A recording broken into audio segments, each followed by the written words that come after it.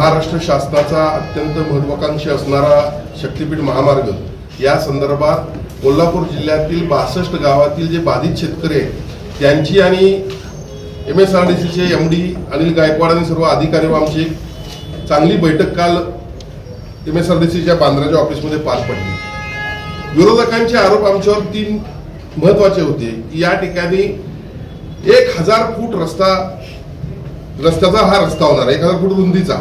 तर हा आरोप अत्यंत चुकीचा आहे। 300 फुटाचा हा रस्ता होणार आहे आणि यामध्ये कनेक्ट असणारे दुसरे म्हणजे छोटे छोटे रोड जे असणार आहेत साईडचे ते देखील यामध्ये असणार आहेत। नंबर 2, पूरबाधित क्षेत्रामध्ये भरावाचे पूल केले जाणार असतात, त्यामुळं पूर परिस्थितीमध्ये शेती नुकसान होणार अशा पद्धतीचा दुसरा आरोप होता।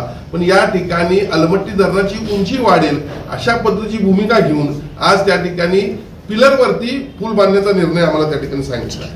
तिसरा निर्णय असा होता की दराच्या बाबतीत सातत्यानं आरोप करण्यात येत होते, पण जे गेल्या 3 वर्षामध्ये आजचा रेडिरेकनरचा दर आणि गेल्या 3 वर्षातले व्यवहार आणि याची सांगड घालून या ठिकाणी दर फिक्स करून त्याचा डबल म्हणजे जर 50 रुपये तो दर असला तर 100 रुपये धरले जातील, पुन्हा त्याचा डबल म्हणजे 200 रुपये ते होतील आणि वरती सहमतीनं शेती दिल्यामुळं 25% अशा पद्धतीचे 250 रुपये होतील। अशा पद्धतीचा दर शासनानं देण्याचं या ठिकाणी मान्य केलेलं आहे। अत्यंत महत्त्वाचे 3 मुद्दे आहेत आणि हे होत असताना शेतकऱ्यांच्या इतर सोयीसुविधा असतील याकडे देखील दुर्लक्ष होणार नाही आहे। यामुळं जिल्ह्याचा विकासच होणार आहे। माझी आपल्या माध्यमातून सर्वांनाच विनंती आहे की शासनाच्या या महत्त्वाकांक्षी प्रकल्पाला आपण सर्वांनी पाठिंबा द्यावा।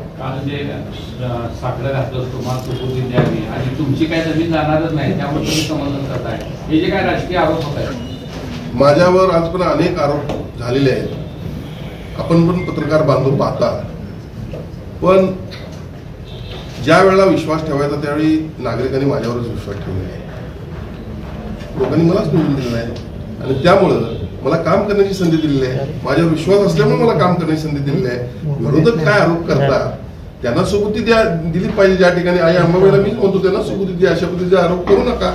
आणि ओव्हरऑल झालेल्या विधानसभेमध्ये संपूर्ण जिल्ह्यामध्ये निकाल काय आपण पाहिलेला आहे। आमच्यावर विश्वास असल्यामुळं महायुतीचे 10 पैकी 10 आमदार निवडून आले आहेत, याचा त्यांनी निश्चितपणे गांभीर्याने विचार करणं गरजेचं आहे। हा रस्ता भराव टाकून करण्यात येणार आहे, सुपीक जमिनीतून जाणार आहे, त्यामुळे प्रामुख्याने शेतकरी त्याला विरोध करत आहेत। कालच्या मीटिंगमध्ये की आता बघा कुठलाही प्रकल्प राबवत असताना आता समृद्धी महामार्ग आपण राबवतो, समृद्धी महामार्गाच्या वेळेला पण असंच दिशाभूल करण्याचा विरोधकांनी प्रयत्न केला, विरोध झाला पहिल्यांदा, योग्य दर दिले गेले। त्या ठिकाणी 97% या ठिकाणी स्वतः शेतकऱ्यांनी जमिनी दिल्या, 3% कंपल्शन ॲक्विजिशन करण्यात आलं। म्हणजे काय, हे संवादातून सहमतीकडे गेलो। अशाच पद्धतीने या ठिकाणी आता आमची ही पाऊल जी सुरू आहे ते ह्यासाठीच सुरू आहे की बाबा दिशाभूल ही लोकांची जी करायचं काम चालू होतं, पण ह्या 3 गोष्टी तर तुम्ही मान्य कराल की त्यांनी ह्या 3 गोष्टीच्या खोट्या म्हणजे रुंदीचा विषय असेल, भरावाचा विषय असेल, दराचा विषय असेल, हे चुकीच्या पद्धतीने दिशाभूल करणाऱ्या विरोधकांच्या गोष्टी होत्या या। आता हे संपलं म्हणजे आणखीन काहीतरी दिशाभूल करतील, पण हे कशा करता? आपण कोल्हापूर जिल्ह्याला जर विकासावर न्यायचं असेल तर त्यांची देखील आम्हाला साथ पाहिजे। पण सरकारने थेटपणे आरोप करतात की कालच्या मीटिंगला जे होते ते शेतकरी नव्हते।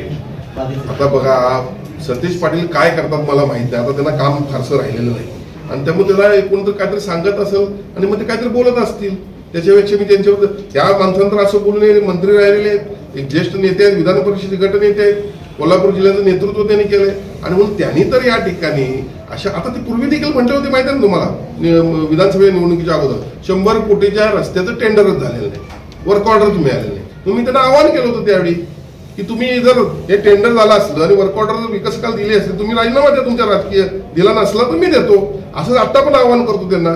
तर या ठिकाणी जर शेतकरी नसतील तर आज देखील मी माझ्या राजकीय जीवनाचा संन्यास घेतो, पण तुम्ही अशा पद्धतीने दिशाभूल करणं सोडून नका, लोकांना अशा पद्धतीने शेतकऱ्यांना तुम्ही फसवू नका।